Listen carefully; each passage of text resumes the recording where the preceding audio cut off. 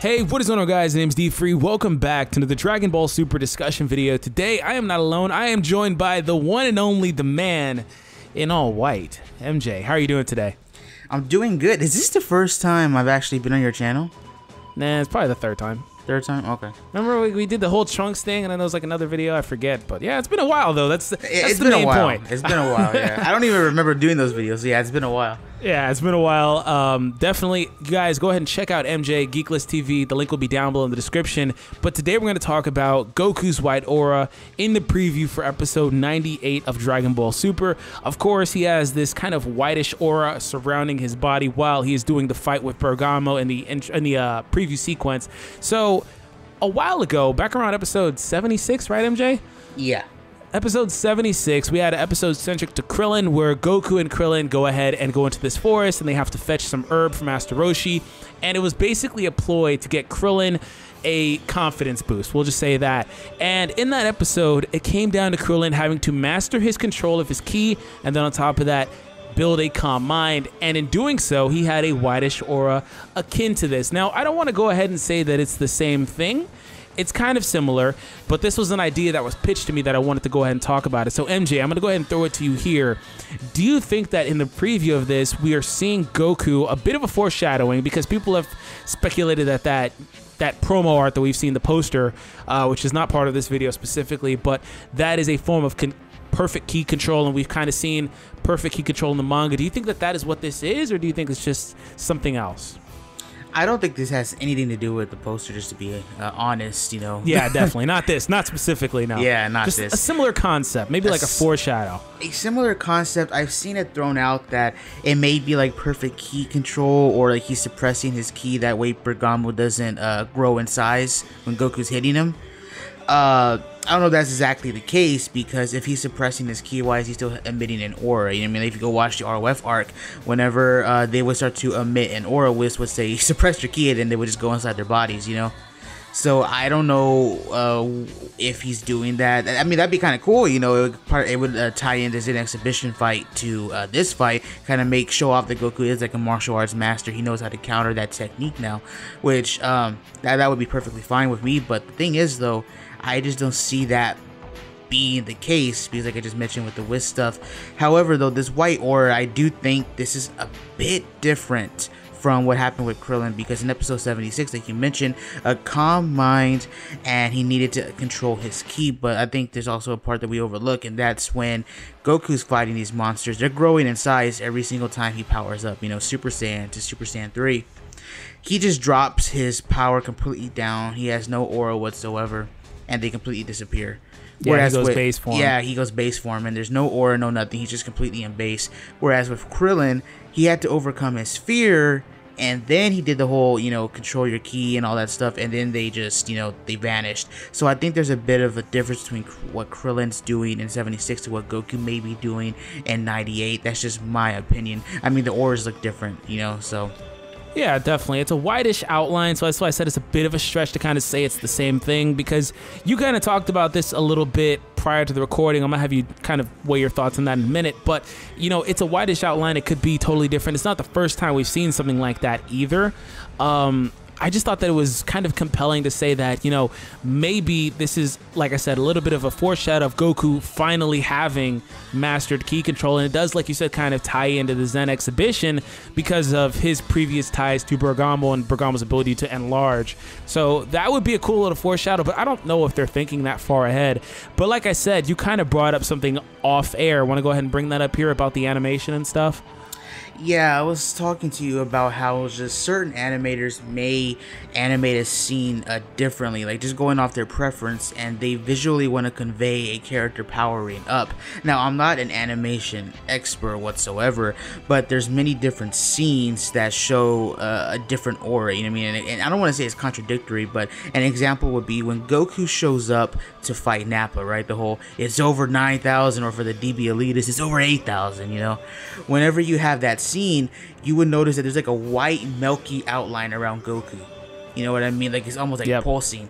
We never really see that much, you know, after that fight. And then you skip to when Goku meets Frieza. I'm sure you guys may remember this scene. When Goku's walking towards Frieza, he has like this bluish aura around him.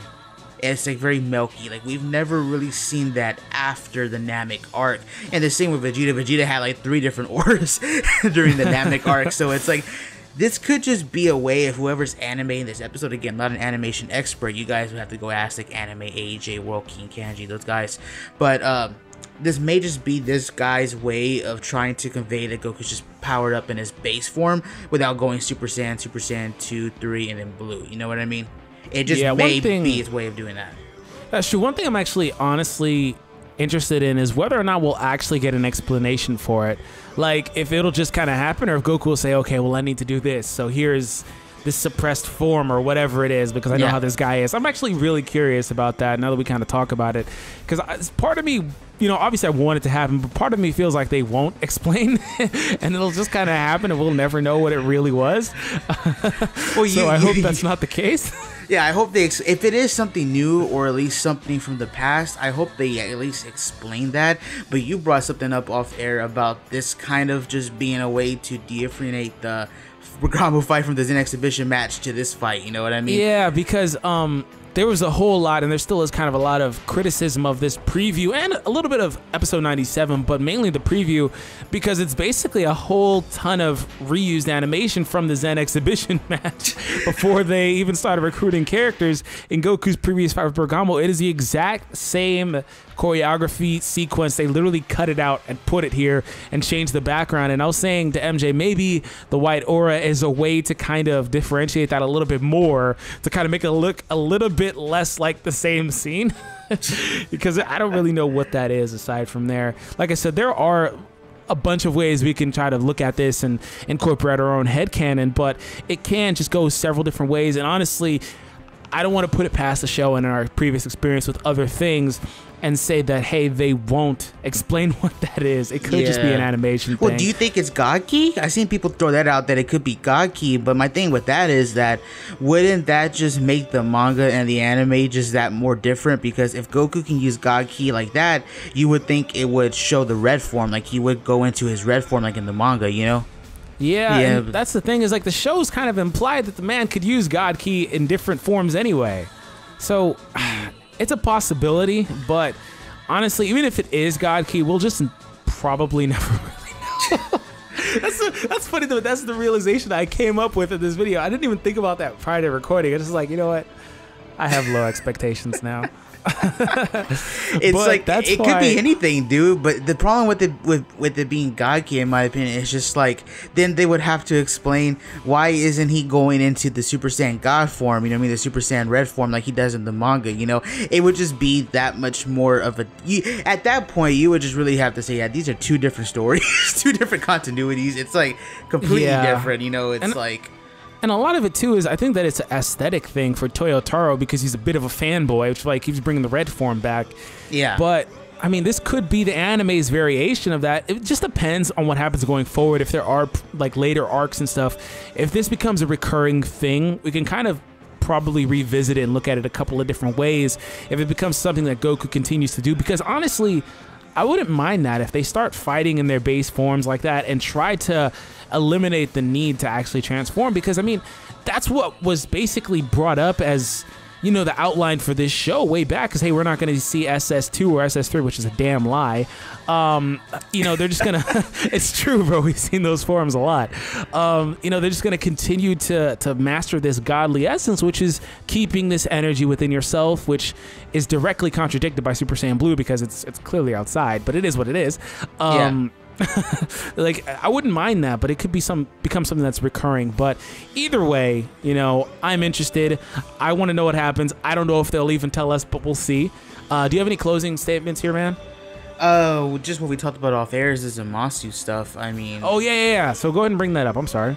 Oh, basically when Goku Black and Zamasu, Future Zamasu, when they fuse, obviously they create Merge Zamasu, and when they do, there's like this weird white aura. It's funny because we never see that aura again, because during the fight with Vegito, his aura is purple. I'm not sure if you remember that. So it's kind of weird that it could be that whole divine light that he was talking about, like he had that wall of light. Yeah, and wasn't the aura kind of akin to that ring that was behind him that Goku Yeah, messed up. so hey, Toei could really make Goku OP, and they could say Goku learned how to do that divine wall of light. Stop it. Stop it. Stop it. I mean, he saw the Kamehameha, right, and he did it real quick, so who knows? Maybe that's what they'll do. Yeah, in the manga, he's doing Hakai without even seeing it, so that's cool. I don't know. That's just something that they're out there that the auras do look similar. Really, it could be a variety of things, really. We'll just have to wait, I guess, until episode 98. Definitely, man. Well, like I said in the beginning of the video, you guys go ahead and check out Geek List TV MJ. It'll be linked down below in the description for you guys. Click on it, subscribe to my man over there. He does cool content, and he does a lot of videos like this where sometimes I get stuck in the gaming stuff myself. So anyways, hope you guys enjoyed today's video. If you did, punch that subscribe button, and we'll catch you guys later. Peace out.